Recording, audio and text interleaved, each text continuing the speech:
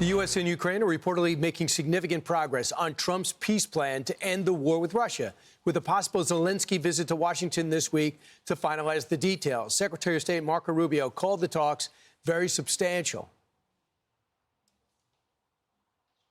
We had a very good day today. I think we made a tremendous amount of progress. We arrived here today with one goal, and the goal was to take, is 28 points or 26 points, depending on which version as it continued to evolve, and try to narrow the ones that were open items. And we have achieved that today in a very substantial way. Now, obviously, like any final agreement, they'll have to be agreed upon by the presidents, and there are a couple issues that we need to continue to work on. Breaking down what this all means for the world stage is NATO General Secretary Mark Rutte. Mr. Secretary, great to see you. So the 28-point plan looked very pro-Russian. Good to be back on the show, Brian. Yeah, thank you. It looked very pro-Russian, and they look like they're coming back a little towards more of an equitable peace plan. What are you hearing?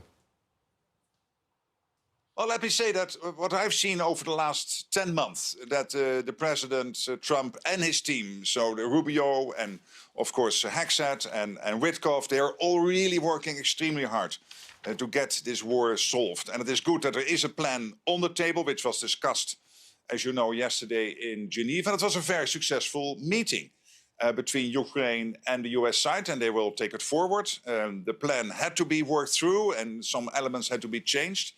But there was also good stuff in the plan. And I think this is exactly what's happening. And this is also to the president's instructions to make this happen, to end the meat grinder. A couple of things that the Europeans aren't happy with either are the Ukrainians capping the size of their army at 600,000. Another thing would be giving up all of the Donbass. What they like is unfreezing the Russian funds and giving it to Ukraine. What they like is, being able to get security guarantees. But the security guarantees have to be real, because in '94 and 2014, they weren't. Do you believe that non-starter will be allowing international troops on Ukrainian soil? From the Ukrainian perspective, that is a security guarantee. Well, Brian, I don't want to go through that plan line by line, particularly because it is now under debate. As I said, many good elements in the plan, some elements which have to be improved. But more importantly is what we want to achieve here, what the president tries to achieve, what we all want to achieve is a durable and lasting peace in Ukraine, a sovereign nation, and the Russians never, ever willing to attack Ukraine again in the future. And these talks will now continue. There will also be discussions, of course, on some elements concerning EU and NATO, which will be separate to that discussed.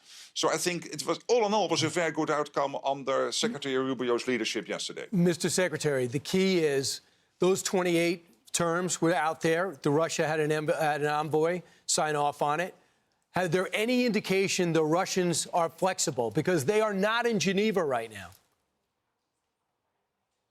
Well, it always takes two to tango, but it starts with a plan. And it starts with a president, President Trump, who wants to end this, as he did with Pakistan, India, as he has done so successfully in Gaza, as he has done with basically eliminating the nuclear capabilities of Iran, what he has done between Armenia and Azerbaijan. So this is a president really pushing peace worldwide. This is a difficult one. He said that. He said this would be one of the easier ones. No, it was not true. It is one of the more difficult ones. But I'm sure that we will get this done. And yesterday was an important step. And of course, there will be more steps following the coming days. This is what experts say, like you, that it depends how weak the Russians actually are. We know they're grabbing troops out of Africa, begging them in Yemen. And we know they're losing 20,000 soldiers a month. They've already emptied their prisons. So what is your estimation on how much the Russians might need this to end? Well, the Russians are indeed not in a good place. As you, I think, yourself said earlier on the show, the Russians have gained 1% of Ukrainian territory so far this year. So this is a few yards a day. We all know now the name of this famous city, Pokrovsk. They started 18 months ago to grab that city, and they still have not fully succeeded in doing so. And indeed, they're losing 20,000 men a month. And that means fathers, that means sons. Think of it, Brian, 20,000 a month. That is the same amount as the Soviets lost in 10 years in Afghanistan.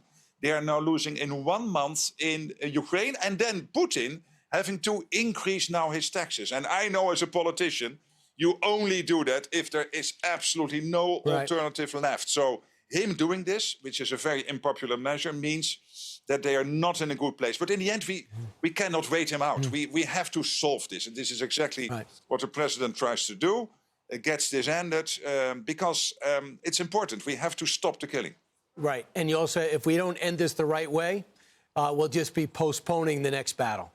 If we end it the right way, we could put an end to Russian expansion once and for all. And you know that better than anyone. Mr. Secretary, thanks so much for sharing your views at the very critical time.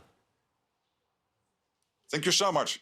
You got it. I'm Steve Doocy. I'm Brian Kilmeade. And I'm Ainsley Earhart. And click here to subscribe to the Fox News YouTube page to catch our hottest interviews and most compelling analysis.